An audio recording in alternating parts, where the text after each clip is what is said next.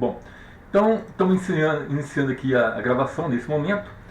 Para gravar essa aula, eu estou usando um software livre chamado OBS Studio. E eu gosto de usar esse programa porque ele permite gravar só a parte da tela que me interessa.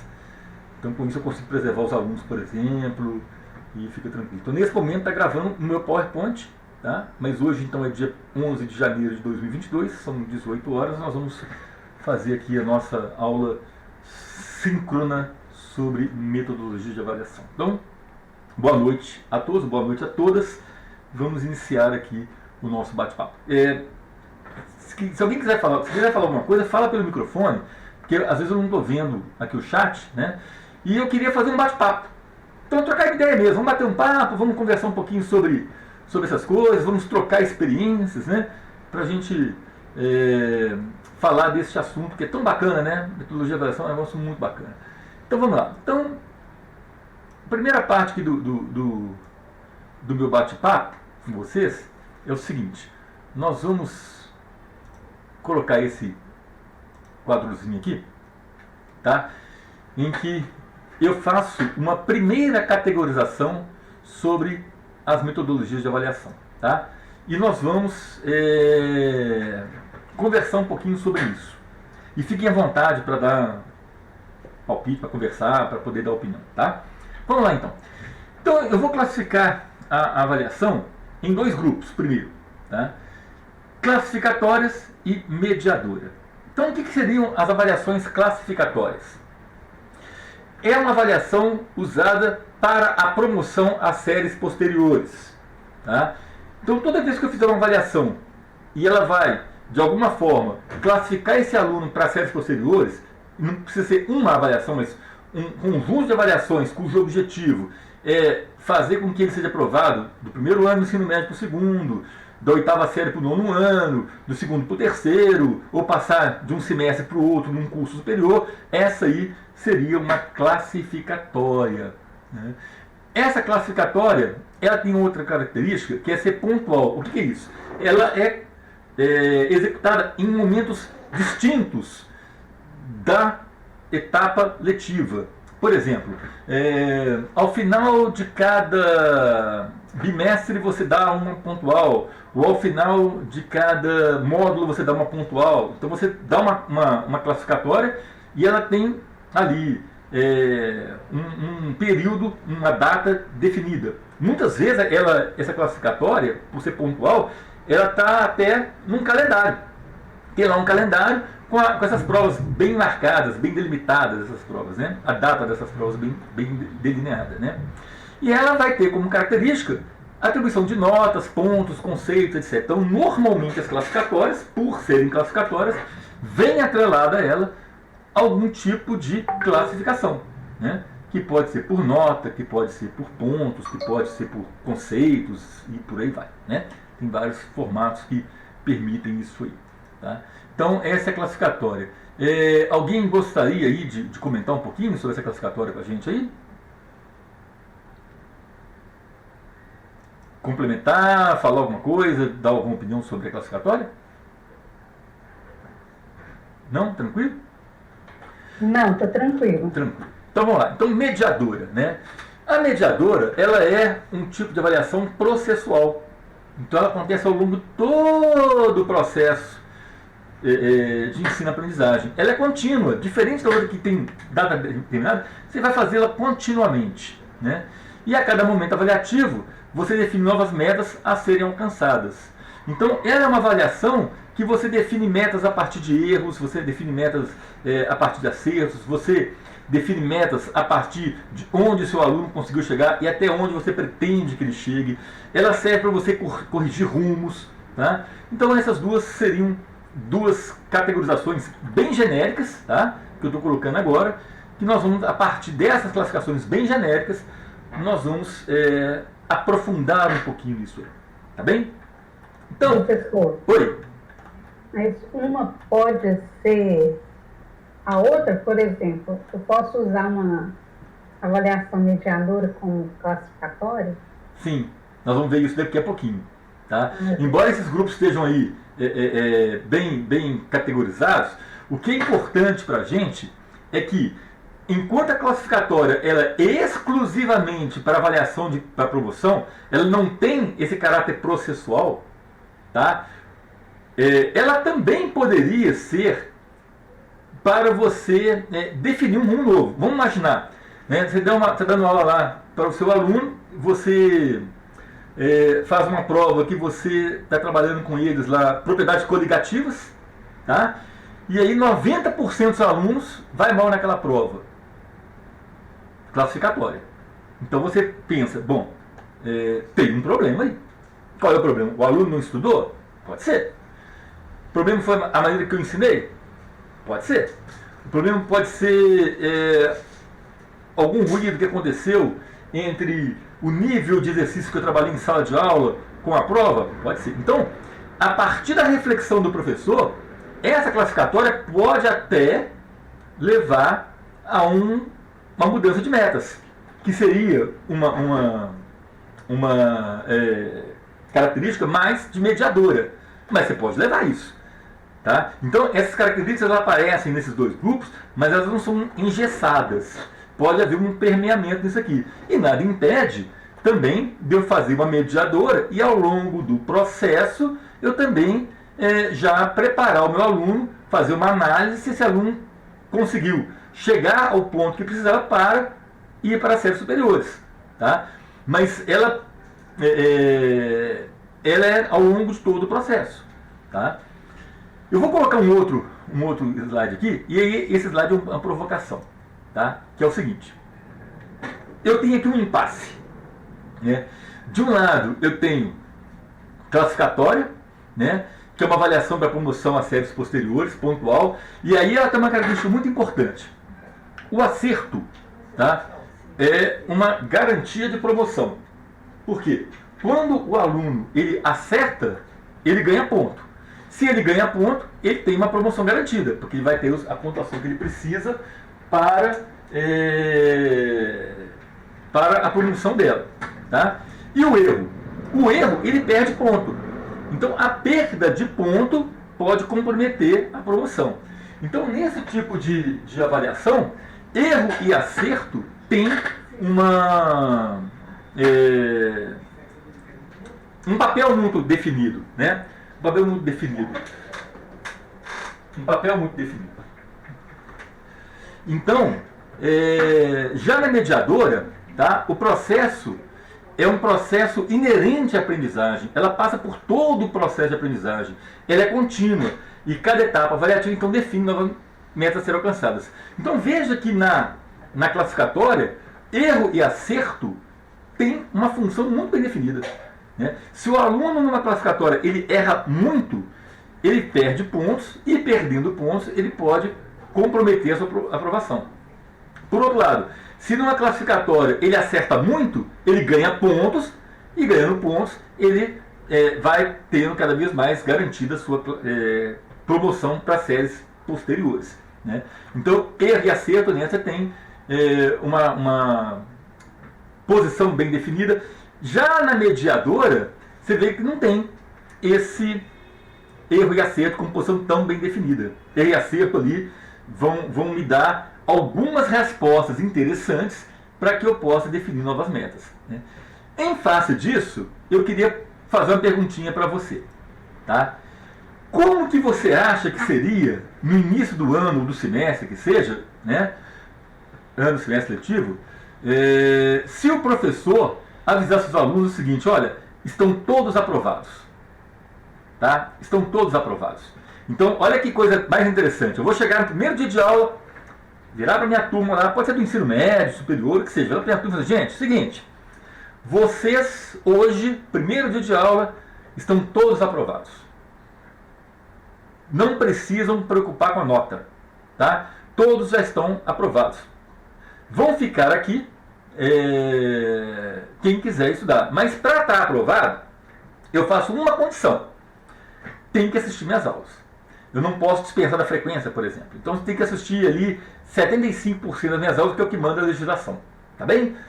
Tendo isso, vocês não se preocupem com notas, porque estão aprovados. Se eu falo uma coisa dessa, de cara é uma matéria classificatória, né? porque a classificatória ela é para promoção às séries posteriores, então já não vou mais pensar em classificatória, aquela classificatória clássica, né? E eu estaria pensando em avaliações mediadoras, né? E aí eu pergunto, o que você acha que acontece, hein? O que poderia acontecer se eu fizesse um negócio desse dentro de sala de aula, hein? O que vocês acham? Não sei se haveria, assim, um comprometimento, né, dos alunos. Eles já ficariam muito tranquilos, né? Ou talvez não ia nem participar dessa avaliação mediadora. Bom, né? É o que eu imagino, assim, vendo os alunos que passaram por mim, né? Isso que eu imagino. Então olha só, isso é uma reflexão boa, viu? Pra gente. Porque eu também não tenho essa resposta, não, sabe? Eu coloquei esse pra gente provocar. Dá uma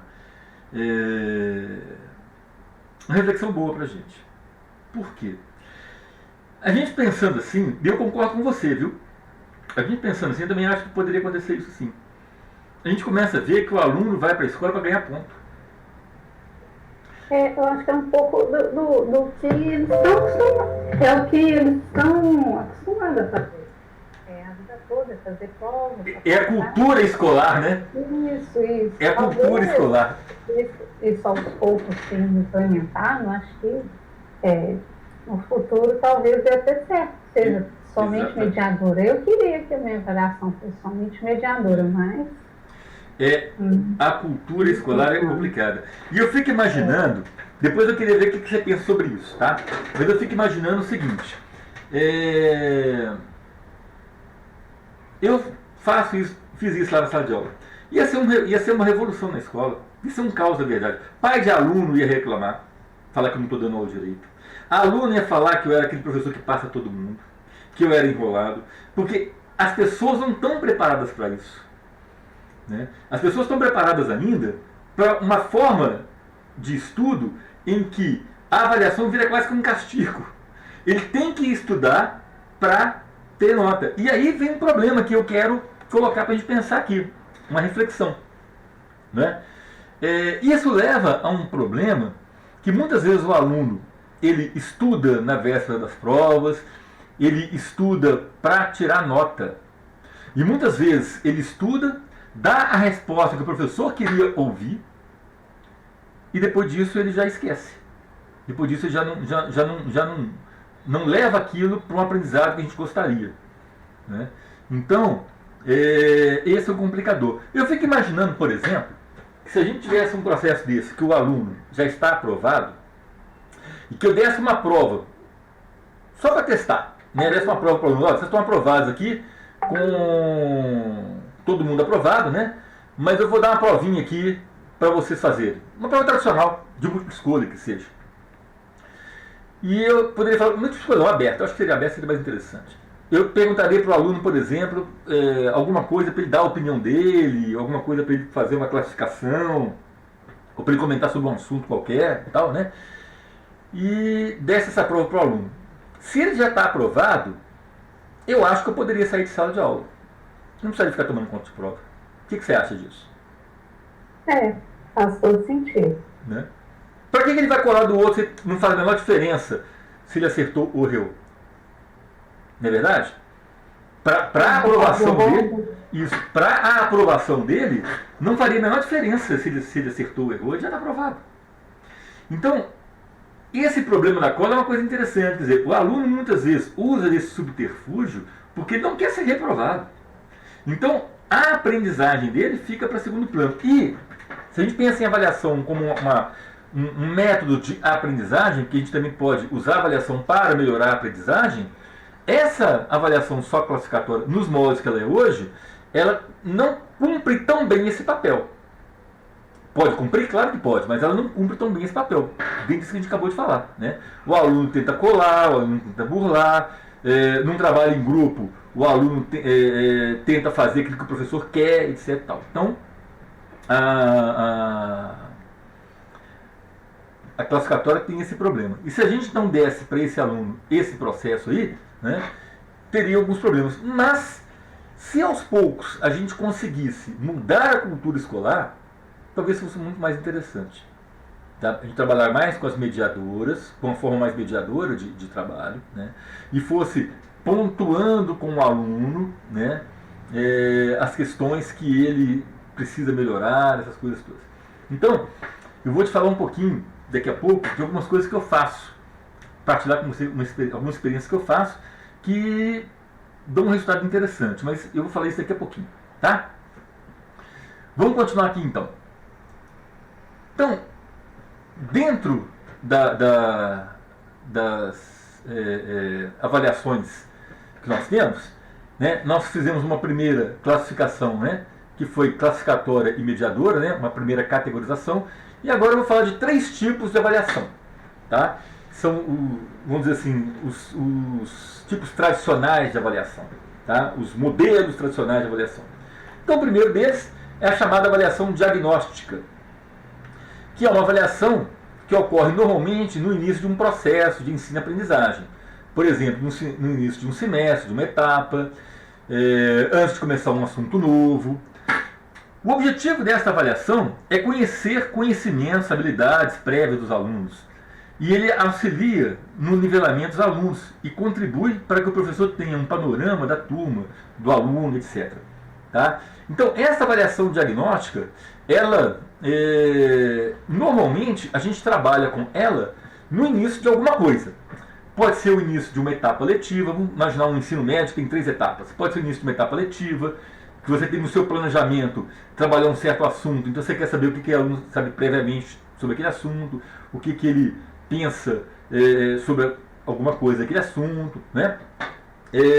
Pode ser no início de um assunto específico, mas ela é sempre dada como startup para alguma coisa. Ela, como o nome fala, você vai fazer um diagnóstico da turma. Vamos imaginar, por exemplo, que você vai dar lá, sei lá, estequiometria, né? Ou vai dar alguma coisa que o aluno precisa saber e que para isso ele precisa de alguns cálculos matemáticos, né?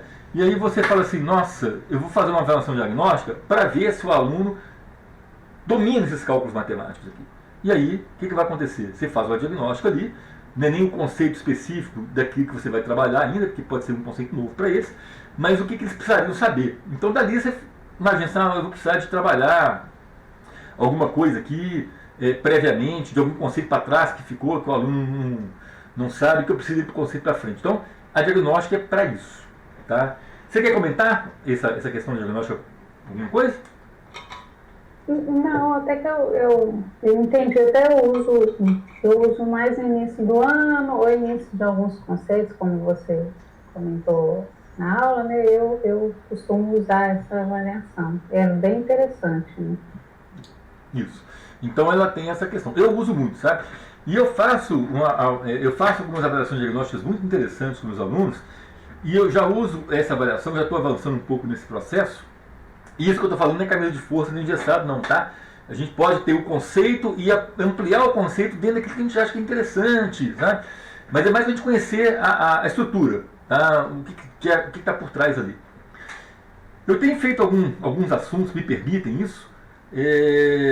Eu desenvolvo o conceito juntamente com a questão da diagnóstica. É muito interessante. Depois eu vou comentar com você alguns assuntos que eu faço isso, só a título de exemplo, tá? Vou pegar alguns assuntos que são de física, que estão parecidos com química também, que eu acho que vai ficar até mais fácil para a gente poder conversar sobre isso. Mas vamos lá então. Então, sobre a avaliação diagnóstica, tranquilo? Tranquilo. Tranquilo, né? Vamos ver aqui um detalhe então, tá? Essa avaliação diagnóstica, ela pode ser dividida em 2 subcategorias. Ela vai ser chamada de prognose quando eu estou fazendo a avaliação de um grupo inteiro. Então, eu quero ter uma noção geral do grupo, tá? Para que eu possa montar uma aula para o grupão todo. Então eu faço a prognose, eu não consigo saber detalhadamente um aluno, tá? Mas eu tenho uma noção do conjunto. E isso pode me ajudar a planejar um curso, planejar uma aula, planejar um momento qualquer, tá? E ela pode ser diagnose quando eu faço ela individualizada.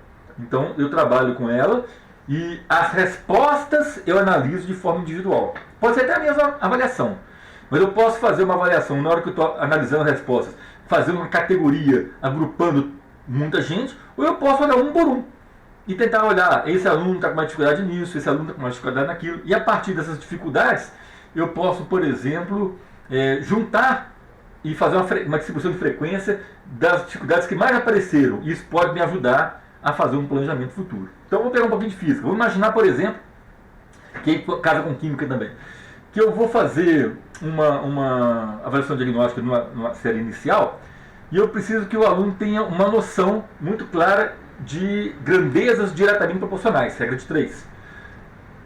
Então o aluno tem que saber identificar quando que a grandeza é diretamente proporcional, que ele pode usar a regra de 3, e quando que a grandeza é inversamente proporcional, que ele não pode usar a regra de 3, ele tem que usar a regra inversa, né? A regra de 3 inversa. Né? Ou quando é uma proporção ao quadrado, que também não pode usar a regra de 3 simples, né? Vamos dizer assim. E aí eu faço uma diagnóstica para isso.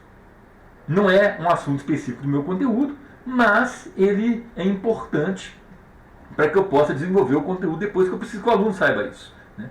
E aí eu posso fazer isso de forma individual, e aí eu falo assim, tais alunos não conseguem compreender esse conceito, eu preciso trabalhar com eles, ou eu posso fazer para a turma, analisar a turma como um todo e perceber assim, olha, a turma como um todo está bem nisso aqui, um outro caso a gente vai consertando com o tempo. Então isso vai depender muito daquilo que você quer, da turma que você tem, né? Claro, eu estou falando aqui também de uma forma bastante ideal. Né? Eu sou um professor que também gosta de pisar no chão da realidade, no chão da fábrica. Né? Se você está lá com uma turma de ensino médio, com 45 alunos dentro de sala de aula, talvez fazer uma individual seja mais complicado. Né? Se você está com uma turma com 20 alunos em sala de aula, talvez seja mais tranquilo. Então, também temos que levar um pouco disso. Né? O tipo, né? Se você tem uma turma muito heterogênea, talvez a avaliação diagnose não seja boa, porque se a turma é tão heterogênea, não adianta. Se a turma for mais homogênea, talvez a prognose já resolva mais. Se foram seus alunos no ano anterior e você já os conhece, uma prognose possivelmente funciona bem. Você já conhece os meninos do ano anterior. Se são alunos que você nunca teve na sua frente, talvez seja melhor uma diagnose. Então, assim, a escolha de uma de outra vai depender muito do seu feeling. Você pode até compilar um pouco de uma com a outra também. Isso pode ser feito. Tá? Quer comentar alguma coisa? Não, tudo certo. Tranquilo? Então, tranquilo. E para fechar aqui, essa primeira parte, né? Eu perguntaria para você. Você acha que a avaliação diagnóstica ela poderia ser classificatória? No meu ponto de vista, não. E por quê? Não faz sentido se você está querendo procurar saber um conhecimento anterior, alguma habilidade, aí como que você vai contabilizar algo que talvez o aluno não tenha sentido, né? Então não faz sentido pelo tipo de avaliação, né? Porque o intuito é você depois montar uma aula de acordo com o que a turma sabe ou não sabe, né? Então, não vejo sentido, no sentido mesmo da avaliação, né? Exatamente, então eu concordo com você. Não faz o menor sentido eu fazer uma avaliação diagnóstica classificatória. Eu vou reprovar um aluno porque ele não teve conhecimento prévio? Não faz sentido isso, né? Então aqui, ó, a gente elimina aqui, ó, essa possibilidade. Né? E mediadora? Ela se encaixaria numa mediadora? Estou pensando aqui.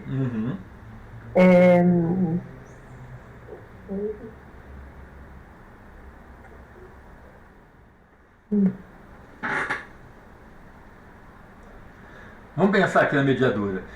Se a mediadora é processual, ela é processual durante todo o processo. Se ela é contínua e ela a cada momento me ajuda, me auxilia a definir novas metas, você acha que uma desse tipo aqui, ela pode cumprir esse papel? Sim, é isso que eu estou pensando, sim. Sim, pode, né? sim. Claro. Não, sim.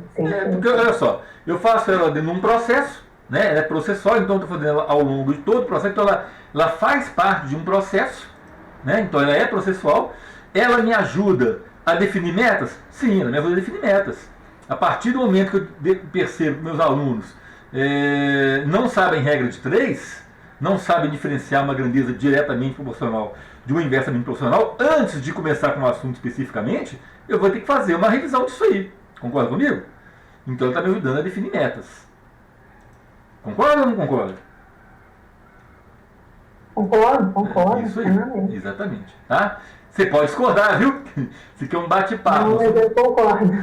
Nós estamos juntos nessa aqui. Então vamos lá. Então aqui a gente colocaria diagnóstico como uma avaliação mediadora, né? Uma outra categoria é a famosa avaliação formativa. Tá? Ela parte de alguns princípios. O primeiro princípio é esse, tá? Que ao aprender, o aluno vai reestruturando seus conhecimentos e a partir das atividades que executa.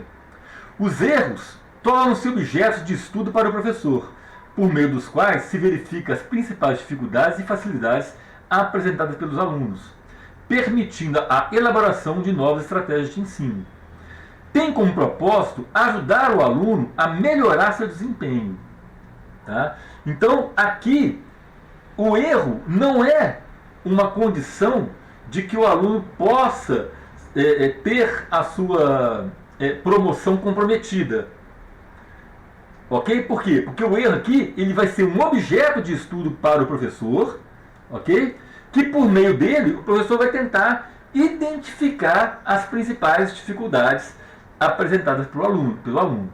Tá? Essa é a característica, então, de uma formativa. O nome já fala, ela faz parte do processo de formação. Né? Então, o professor aplica a avaliação formativa, verifica o processo, faz intervenções e vem aqui e vê se teve aprendizagem. Faz nova avaliação, verifica o processo, faz intervenções e vê se gerou aprendizagem. Né? E aí a gente pergunta aqui, né, a mesma coisa. Você acha então que a formativa ela pode ser classificatória? Ela poderia entrar aqui no mundo da classificatória? Bom, se o professor quiser, sim, né? Uhum. Mas eu penso que, bom, eu usaria mais como mediador. Como mediadora, isso. Mas olha que coisa interessante, né? Avaliação, feedback e reavaliação, que é isso que está aqui, né? Vamos pensar uma coisa aqui então. Eu concordo com você, mas eu queria refletir um pouquinho mais sobre isso. Vamos voltar aqui nesse primeiro aqui, ó. Nesse aqui, ó, né? O erro numa classificatória, ele gera uma promoção comprometida, porque errou, perdeu ponto. E aquele ponto que perdeu é perdido. Na formativa isso não existe. Na formativa isso não existe. Então, a gente poderia tê-la como classificatória, mas ressignificando o papel do erro. Concorda comigo? O papel do erro tem que ser ressignificado. E o próprio conceito dela me fala sobre isso. Quando eu falo que o erro se torna um objeto de estudo para o professor, significa o seguinte: se eu ressignificar a ideia do erro, eu posso usá-la como classificatória sem problema nenhum. E agora eu vou te falar aquilo que eu ia falar antes, que é uma técnica que é muito legal com meus alunos. Eu faço isso com trabalhos em grupo, mais com trabalhos em grupo, com trabalhos individuais e às vezes com provas pontuais. Né? Eu marco uma prova, então ela estaria ali com uma ideia de classificatória, tá? Mas o que eu faço com o meu aluno? Eu faço o seguinte: eu pego esse aluno, corrijo a prova dele. Vamos imaginar que é uma prova classificatória, tá? E que a prova vale 10 pontos, tá? E aí eu peço ao aluno, por exemplo, para relacionar, eu estou dando aula de física térmica, e relacionar, por exemplo, as enchentes que aconteceram recentemente na Bahia e Minas Gerais, com processos térmicos, essas coisas todas, desmatamento, que eu trabalho muito com uma ciência mais ampla com meus alunos. Né? E aí o meu aluno vai me dar a resposta sobre essa relação, tentar estabelecer relações, essas coisas todas. Vamos imaginar que a prova valia lá 10 pontos, né?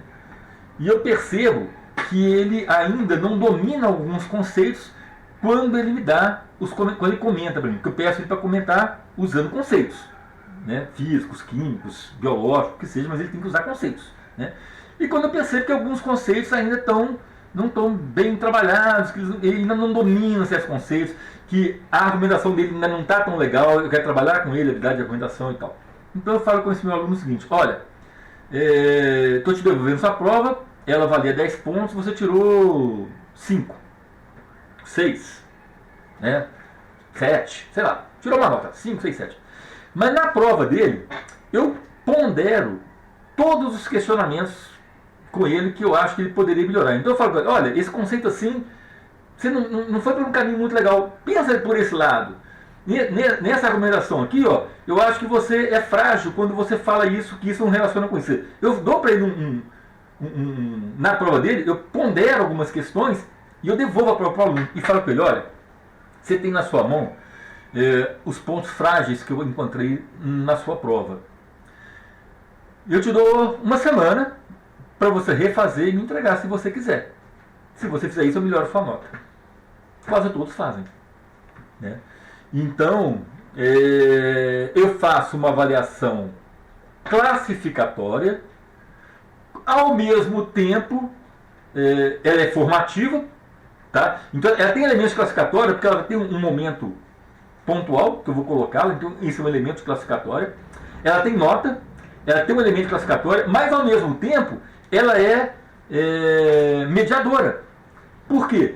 Porque eu estou mediando a aprendizagem ao mesmo tempo que eu estou classificando. No momento em que eu dou ao aluno a oportunidade de melhorar a nota dele, eu estou ressignificando o erro.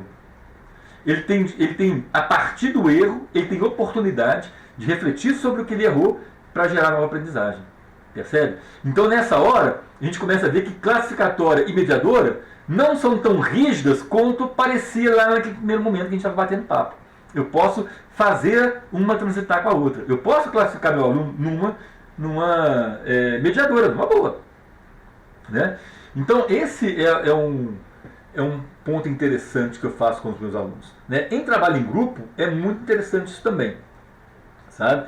Eu dou um trabalho em grupo, os alunos me entregam a parte escrita, eu pondero as coisas que não estão legais, devolvo e dou um prazo para eles. Quem quiser melhorar a nota, melhora. Quem não quiser, não melhora. Então tem aluno, por exemplo, que tira lá, sei lá, na prova de 10, tira 8,5, ele acha que a nota está boa, não quer passar para 10, tá bom, ele manteve lá. Mas ele teve a oportunidade de refazer, sabe? Eu não tiro dele a oportunidade de refazer. Tá? Quer comentar sobre isso? Eu achei tão interessante sua colocação, que de início realmente a gente pensa que ou é classificatório ou mediador, né? Uhum. Agora, nesse ponto de vista, assim, dá para enxergar muito melhor, né? Que uma pode realmente ser a outra, né? Depende de como o professor coloca. Exatamente. E eu fiz de propósito, né? Eu já montei a aula de propósito para poder fazer esse choque com vocês, sabe? Esse choque que isso gera aprendizagem. Você tinha uma ideia que era uma coisa e deu um choquezinho. Esse desequilíbrio ajuda na aprendizagem, sabe? Então, a gente andando aqui mais um pouco, né? Ela seria uma classificatória, né? Mas, como eu falei, na função classificatória, eu preciso ressignificar o erro, né? Os erros vão indicar lacunas que requerem mediação do professor. A nota perdida deve ser passível de ser recuperada. E isso já sou eu que estou falando, a partir dessa experiência que eu acabei de falar com você. E deu muito certo, né? A função dela, mediadora, está muito claro para a gente, né? Eu acho que a função mediadora da formativa está muito clara para a gente. Ela cumpre todos os requisitos para mediadora. Mas, do ponto de vista classificatório, sim, também poderia ser. Mas se a gente fizer essa ressignificação. Ok? Certinho. Certinho? Bom, e aqui a última desse agrupamento, que é a famosa avaliação somativa. Tá? Essa somativa, ela é muito interessante. Eu já vivenciei ela muito nessa minha vida de professor e eu acho que você também, né? Ela não é contínua, normalmente é aplicada no final de um módulo, uma etapa, ao concluir o assunto, um tema, etc. Né? Atribui-se alguma forma de pontuação que subsidia decisões a respeito da promoção ou reprovação do aluno. Né? Eu já trabalhei em escolas privadas, muitas escolas privadas, em que as avaliações somativas, elas vinham no calendário escolar. Ela era tão pontual que elas vinham no calendário escolar. Então no calendário escolar tinha assim, toda sexta-feira à tarde avaliação somativa. E aí, internamente, a gente dividia isso em blocos. Então tinha assim, o bloco A, que era matemática, português e ciências. Tinha lá o bloco B, que era... não, matemática, não, minto. Bloco A, matemática e ciências, e bloco B, português, história e geografia. Era assim, tipo assim, né? Então, era a cada 15 dias. Então, numa semana, os alunos faziam prova do bloco A, na semana seguinte, eles faziam prova do bloco B. E eles tinham prova toda semana. Era uma escola que queria preparar os alunos para fazer vestibular. Isso não foi só uma, já trabalhei mais de uma escola que fazia assim. E era assim, prova somativa toda semana. E valendo ponto. Ponto, ponto, ponto, ponto. Quer dizer, mas ali era uma máquina de preparação para vestibular. Embora fosse escola de ensino médio, era um objetivo muito claro. Na época chamava-se vestibular, hoje o Enem, né?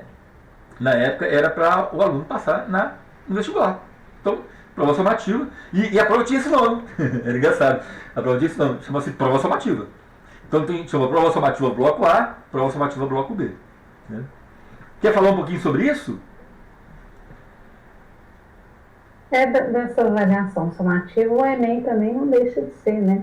Uma avaliação somativa. Sim. Você vem no final aí, que seria o último ano, né? No ensino médio. Então não deixa de ser uma avaliação somativa também. No campus que eu trabalho, a gente tem umas provas que são marcadas no calendário também. Que eu utilizo como uma avaliação somativa.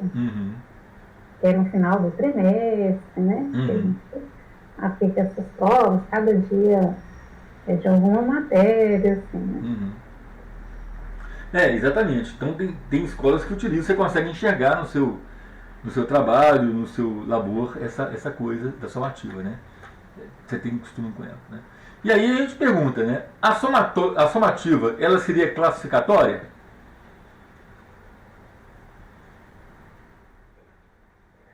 Pensamento depende, pode ser classificatória, ela é classificatória necessariamente para mim. Classificatória também acho que sim, né? Sim. Classificatória sim, né? Ela tem essa característica de dar ponto, né? Para aprovação. Ela tem essa coisa da pontuação subsidiar decisões para promoção ou reprovação do aluno. No caso do Enem, então, não tem a dúvida, né?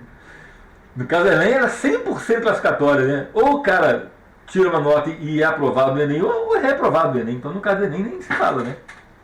Concorda comigo? Agora, mas ela pode ser também mediadora. Ela poderia ser mediadora? E em que situação que você acha que ela poderia ser mediadora? Aí, não no final do ano letivo, em que... Não, no final do ano letivo também.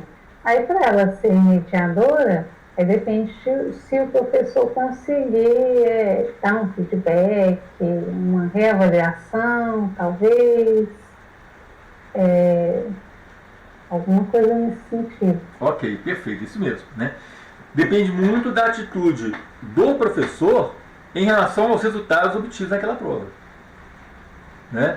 Porque dependendo do que ele faz ali com aqueles resultados, se simplesmente para o erro o aluno perdeu ponto e para o acerto ele ganhou, para o erro ele está comprometido e para o acerto ele está avançando na progressão, se ficar só nisso, ela é 100% classificatória. Agora, dependendo do olhar do professor para o resultado, um resultado mais global, por exemplo, né, ele pode fazer uma reavaliação, por exemplo, do seu método de estudo, de ensino e tal, e com isso ele pode usá-la como uma mediadora, claro.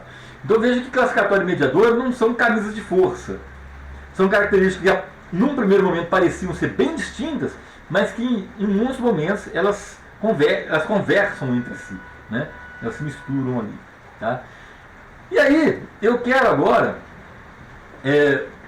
a partir dessa classificação inicial que nós fizemos, dos três modos de avaliação, né, e daquela categorização que eu inventei ali, eu queria bater um papo com você sobre metodologias de avaliação, e aí já é uma coisa mais filosófica, tá?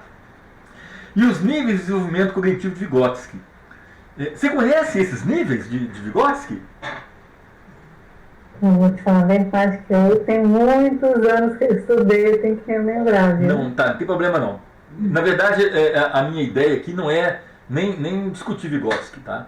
Então eu vou apresentar um resumão do resumão de 3 ideias importantes de Vygotsky, tá? O Vygotsky traz pra gente 3 ideias muito importantes. Ele traz uma ideia aqui que ele chama de NDR, tá? Que é nível de desenvolvimento real. É aquilo que a criança é capaz de executar sozinha. A gente pode falar criança, pode ser um adulto também, tá? Mas eu estou usando nos termos que Vygotsky trazia, né? NDP, nível de desenvolvimento potencial. É aquilo que a criança é capaz de executar com a ajuda de uma outra pessoa. ZDP, zona de desenvolvimento proximal.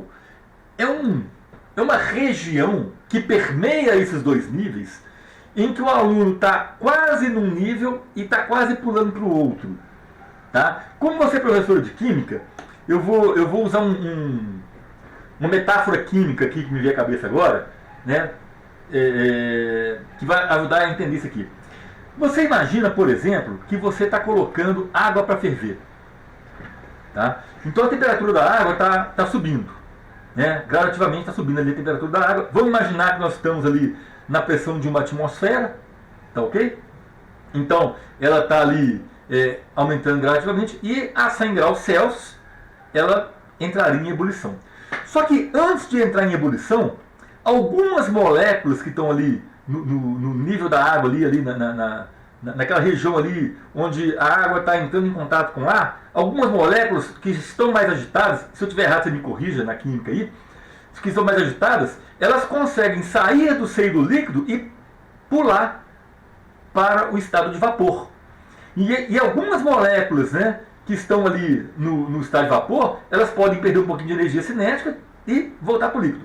Então vamos pegar aquele primeiro passo ali. Né? Algumas moléculas que ainda não chegaram ali no 100 graus Celsius, né? Parte da água não chegou no 100 graus Celsius, a energia cinética delas ainda não está suficiente para virar a ebulição, algumas conseguem pular. Né? Então essas que conseguem pular estariam nessa zona de desenvolvimento proximal. A água ainda não está a 100 graus Celsius, tá certo? Ainda não chegamos num ponto de ebulição que as moléculas passam para o estado de vapor numa velocidade muito maior, mas algumas já conseguem pular para lá, mesmo estando a 70, 80 graus. Essas aí que pulam é o nível, é o ZDP, é a zona de desenvolvimento proximal, é essas que conseguem sair. Então aqui, nessa metáfora que eu fiz aqui, e veio na minha cabeça agora, eu inventei agora, você falou que você dava aula de química, estou tentando trazer a aula para dentro de uma realidade mais próxima do que você faz. Só tem a gente mesmo na sala, ficou mais fácil. Né? Então, o que acontece? Essas EDP, então, tem certas coisas que o aluno é capaz de executar com a ajuda de alguém, mas está quase conseguindo fazer sozinho. E aí, quando ele consegue fazer sozinho, virou uma NDR. Então vamos ver cada um desses detalhes primeiro separadamente, tá? Então vamos lá, NDR, né? Nível de desenvolvimento real, NDP, nível de desenvolvimento potencial, ZDP, zona de desenvolvimento proximal. Um detalhe interessante que é o seguinte, né? Alguma coisa que está aqui, que o aluno está prestes a fazer e que ele consegue fazer, a partir de uma mediação pedagógica, ele consegue fazer, ele vem para cá. Aquilo que ele consegue fazer para cá. E aí nós dizemos que houve aprendizagem. Então a aprendizagem acontece quando, a partir de uma coisa que está aqui na ZDP, vem para o NDR. E a partir daí, uma vez que ele já deu conta de fazer sozinho, ele sempre vai dar conta de fazer sozinho. Por outro lado, eu tenho aqui uma região que é aquilo que a criança não é capaz de executar de jeito nenhum. Ela não está madura o suficiente para executar de jeito nenhum. Tá? Então veja bem, no momento em que algumas coisas que vêm para cá, estavam aqui, vêm para cá, ela amplia o seu NDR e ela também amplia o seu NDP. Então, dependendo da aprendizagem que essa criança tem, tá? Algumas coisas que ela não era capaz de executar, ela desenvolve a partir da aprendizagem, e nesse desenvolvimento a partir da aprendizagem, algumas coisas pulam para cá. Então vira um ciclo. Não um ciclo, né? Vira uma sequência, um fluxo. Tá? Não vira ciclo, porque se a criança já sabe fazer, ela não volta para cá. Isso não vai acontecer. Tá certo? Então vira um fluxo. Na medida em que a criança aprende, ela amplia as suas NDR e NDP. Essa ampliação gera desenvolvimento a partir da própria aprendizagem e algumas coisas que estavam aqui vêm para cá. E aí você atua nas EDP e a criança vem para cá. Tá certo? Isso, nessa mediação pedagógica, são as estratégias que você usa para ensinar a aprendizagem. É a sua mediaçãozinha ali. Tá? E aí, eu queria fazer com você uma coisa interessante aqui sobre as EDP, que é o seguinte. As EDP, a Zona de Desenvolvimento Proximal, essa que a gente está falando aqui, ó, tá? Ela é uma espécie de região na qual se encontram as capacidades cognitivas que ainda não amadureceram. Tá aqui. Tá? Estão aqui, ó. Ok? Mas que estão em um processo de maturação. Quer dizer, está muito perto para o aluno pular para cá, ó. É aquela moléculazinha que está ali a 70 graus Celsius, que já consegue virar o seio de vapor. Mas tem uma outra que está a 70 graus Celsius ao lado dela que não consegue ainda. Umas conseguem, outras não. Mas ambas estão a 70 graus Celsius. Tá? Então, são funções cognitivas aqui do aluno que já estão chegando muito perto aqui. Tá? Mas tem um problema. A EDP não é instrumental. Não é possível medir as EDP de um aluno, de um indivíduo. Isso não é possível fazer. Então, o conceito se torna extremamente abstrato. Esse é um problema. Muito abstrato.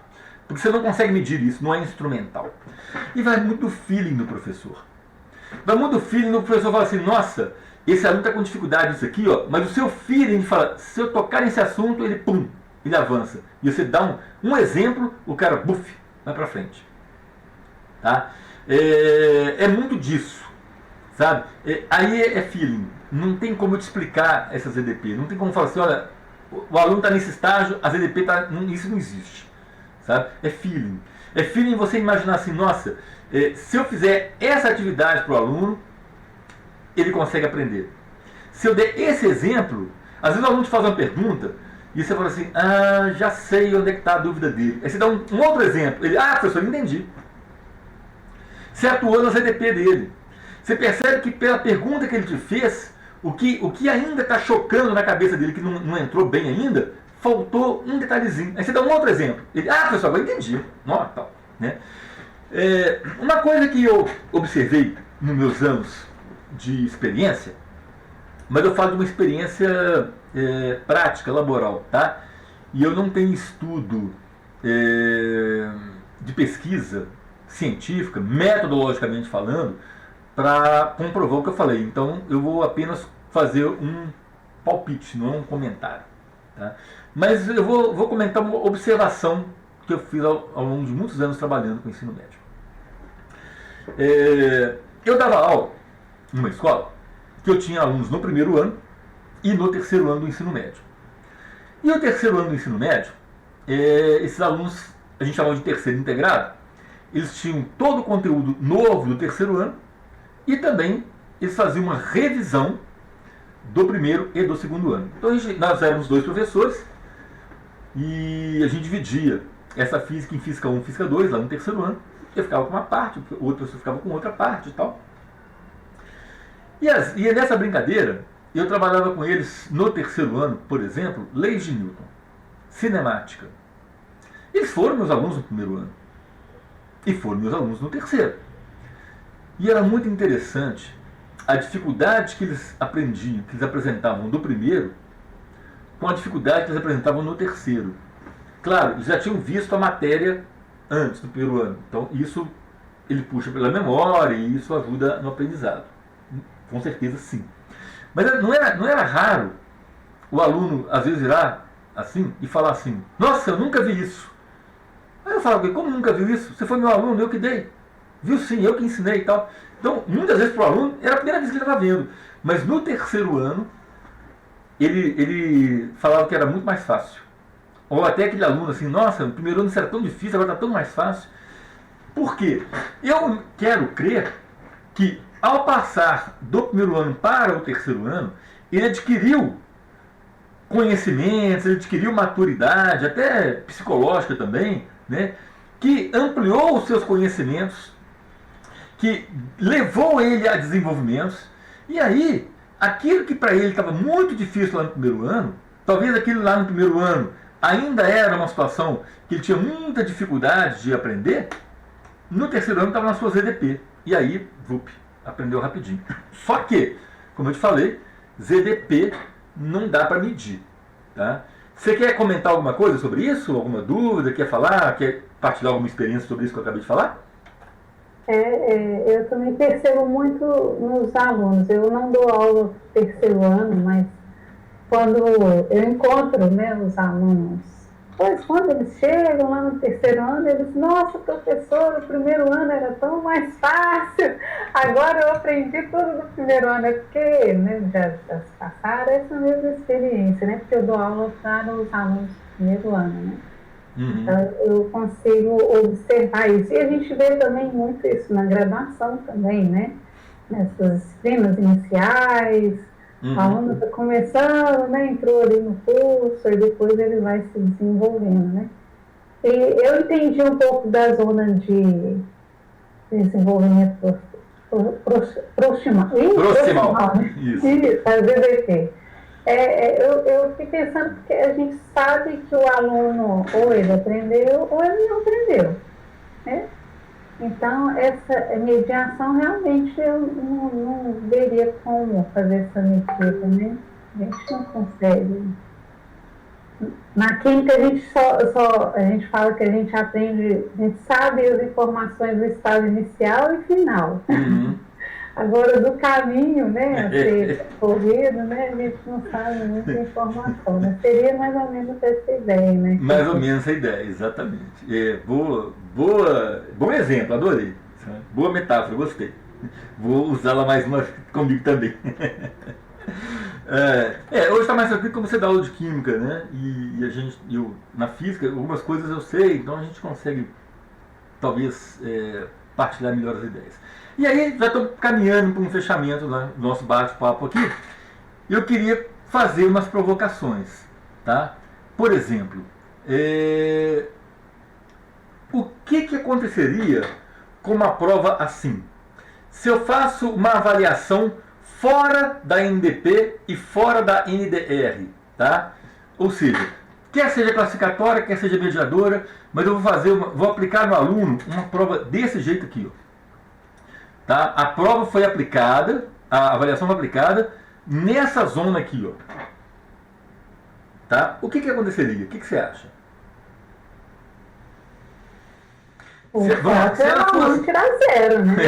Se ela fosse classificatória, o que aconteceria? Só haveria erro. Só haveria erro, concorda comigo? A pessoa não é capaz de executar, ué. Se você vai fazer uma avaliação ali, você vai lascar com o seu aluno. Vai ser um desastre. Né? E se ela for mediadora, também, porque você não consegue mediar nada. Não. Concorda comigo?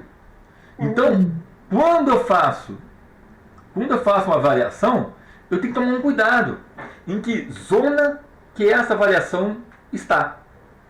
Então eu tenho que tomar muito cuidado, por exemplo, na hora que eu estou avaliando o aluno, se a avaliação ela está coerente com aquilo que foi trabalhado durante o processo de ensino-aprendizagem. Porque eu posso correr o risco de jogar uma avaliação aqui, nessa região, e aí, menina, vira um desastre. Vira um desastre. Tá? Do ponto de vista de avaliação, né, se eu jogo aqui, eu posso prejudicar muito o meu aluno.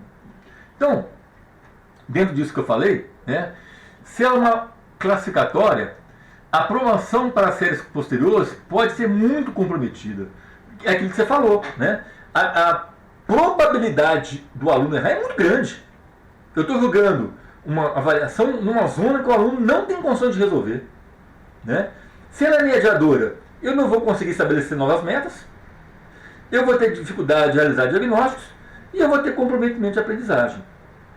Então, essa avaliação minha, quando eu for fazer, é muito importante que eu tenha essa noção. Se é o famoso dosar a mão na avaliação, né? Não pesar demais na avaliação e não distanciar muito a avaliação daquilo que foi desenvolvido na mediação pedagógica. Porque senão você corre um risco de prejudicar o aluno. Quer comentar? Sim, sim. Eu concordo plenamente. Agora, a prova, ela pode ser uma mediadora, né? Ela pode ser, eu estou procurando aqui a palavra aqui, ela pode ser uma ZDP.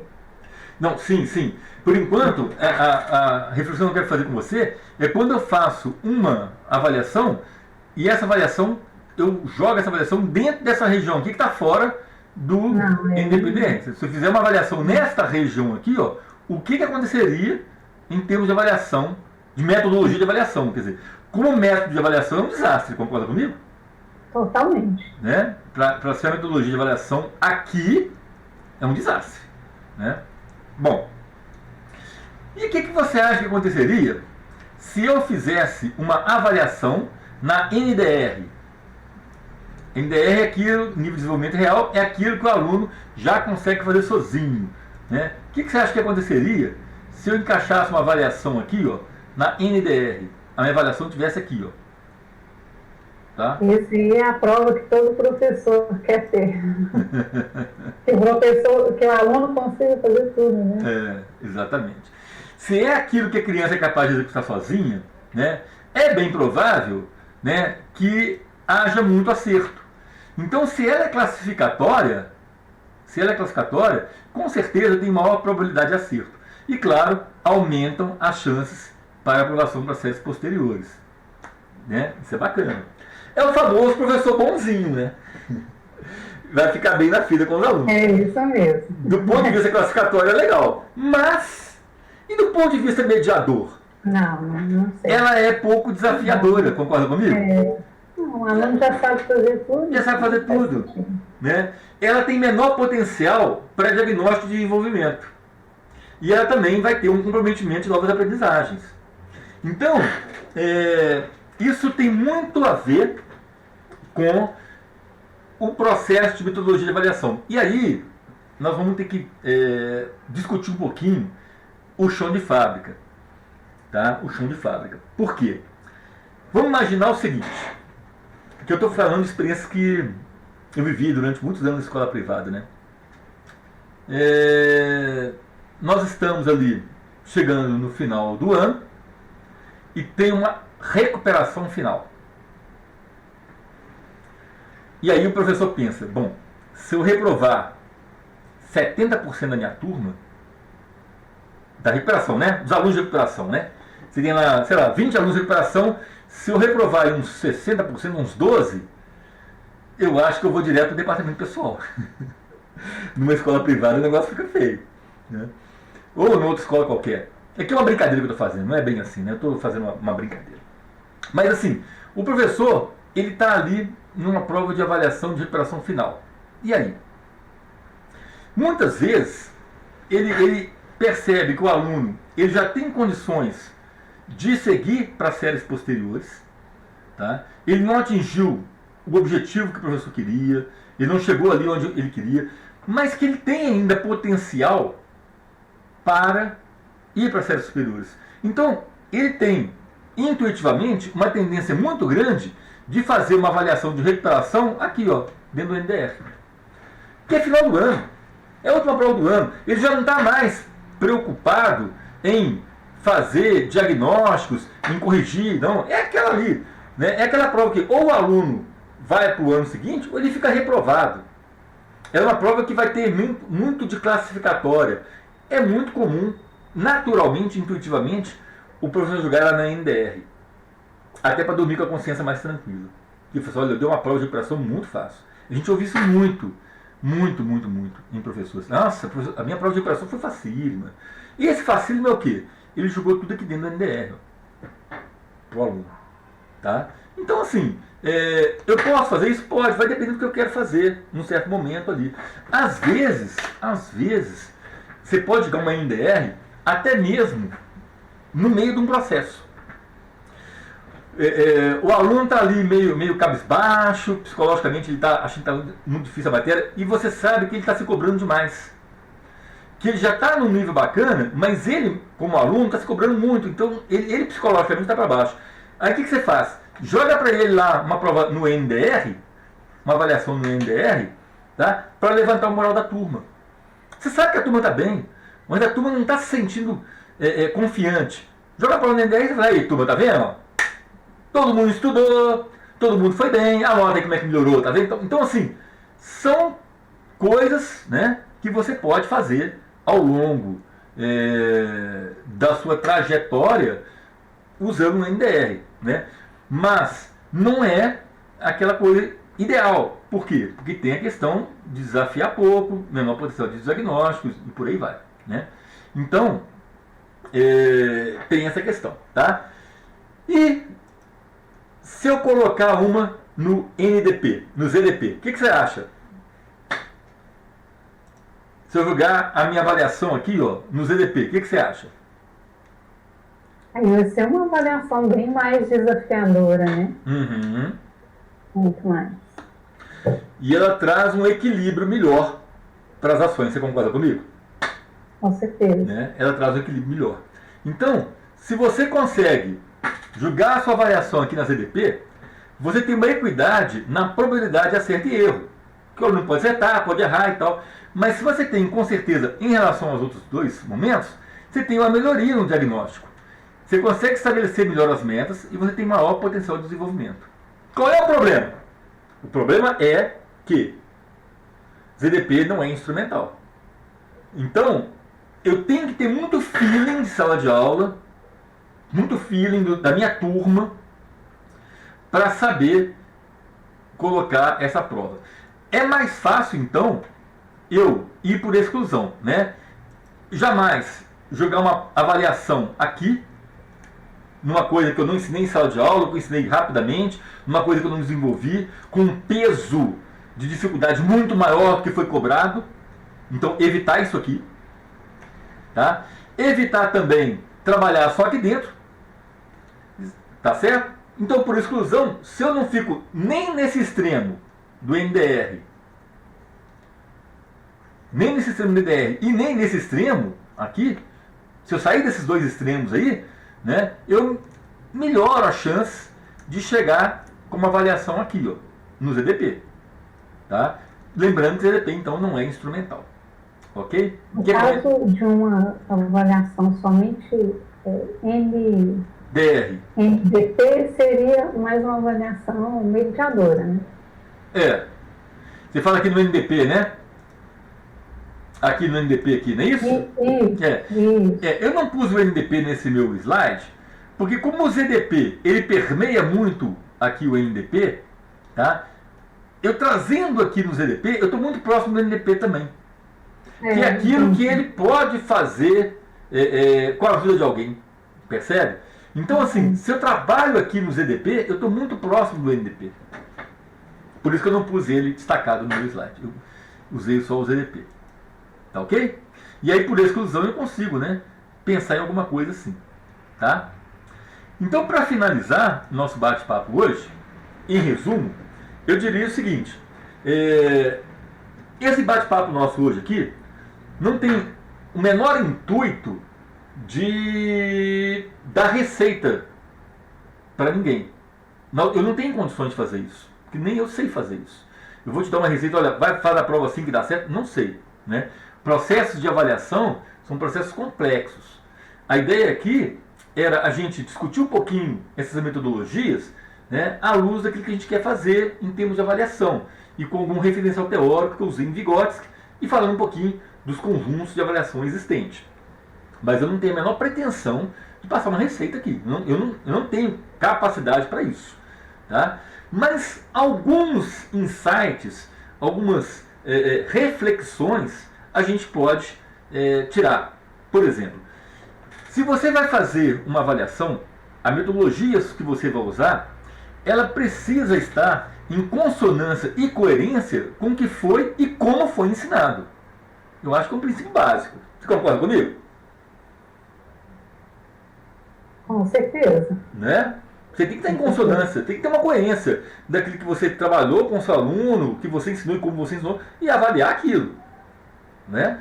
Senão você corre o risco de estar lá naquela zona lá que o aluno não sabe. Né?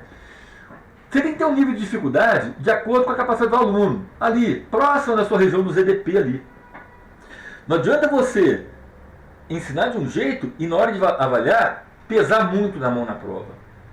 Né? Você não pediu o seu aluno, em momento nenhum, para relacionar dois fatos e argumentar sobre isso. Você passou 3 meses com o seu aluno, em momento nenhum você falou isso com ele.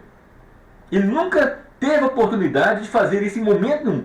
E aí a primeira questão da avaliação, ele fala assim, você dá 2 eventos que a princípio são distintos e que o aluno tem que refletir sobre os dois, relacionar e argumentar a relação entre os dois, de causa e efeito, por exemplo. Não tá, o nível de dificuldade que você está propondo está diferente do que você trabalhou. Então isso tem que ser feito, esse ajuste também, né? E aqui uma questão que eu queria colocar para você, para a gente refletir, tá? E queria ouvir a sua opinião. A avaliação jamais deve ser usada como mecanismo de controle e punição. Ao longo desses anos dando aula, eu já vi muita gente falando assim, essa turma está na água comigo, a turma é muito bagunceira, então na hora da prova eu resolvo isso. Na hora da prova eles me pagam, na hora da prova eu vou acertar as contas. Até mesmo em sala de aula. O sujeito fala com os alunos assim, olha, vocês estão fazendo bagunça aí, né? Vocês não estão prestando atenção, não sei o quê. Na hora da prova vocês vão ver o que vai acontecer. A avaliação não é para isso. Esse controle de sala, esse controle de disciplina, esse controle de conteúdo tem que ser feito com outros mecanismos, mas não com avaliação. O que você fala? O que você fala disso? O que você acha disso? Eu concordo plenamente contigo. Eu também já ouvi muito isso. A gente também, como professor, a gente fica tentado, né? Mas é uma tentação, da vontade mesmo de fazer. Mas o foge, né, do objetivo da avaliação. O objetivo da avaliação não é essa. A avaliação, ela tem foco no aluno, se o aluno aprendeu ou não, se a aula precisa ser modificada, então não tem sentido nenhum, né? Realmente, como você disse, né, existem outras formas de se manter esse controle, essa punição, né? Não é com a avaliação, não é o objetivo dela, né? Exatamente. E para fechar, então, tá? Como metodologia de avaliação, algumas dicas apenas, né? Avaliar ou ensinar aquilo que já se encontra solidificado no NDR é pouco produtivo e pouco desafiador. Então, se você avalia o ano inteiro só no NDR, desafia pouco o seu aluno, sabe? Então, é uma coisa que a gente tem que estar atento a ela. Eu posso fazer uma mescla? Posso. Eu falei aqui 2 exemplos, né? Uma avaliação de recuperação de final do ano, ou para elevar o moral da turma e tal, né? Ir além do NDP é inócuo. Esse além do NDP é aquela zona que o aluno não dá conta de fazer ainda, nem com a ajuda de ninguém, né? E a aprendizagem ocorre quando as informações incidem na ZDP. Então, é nesse sentido que situamos o melhor lugar da avaliação. A gente, né, já tínhamos chegado a essa conclusão aí, sabe? Com a questão que ZDP não é instrumental. Então, isso é muito de feeling de como que eu chego ali. Ok? E aí são 7h23. A gente pode agora bater um papo, conversar um pouquinho sobre tudo que foi dito. Se você quiser fazer algum comentário geral, tá? Eu estou aqui à disposição.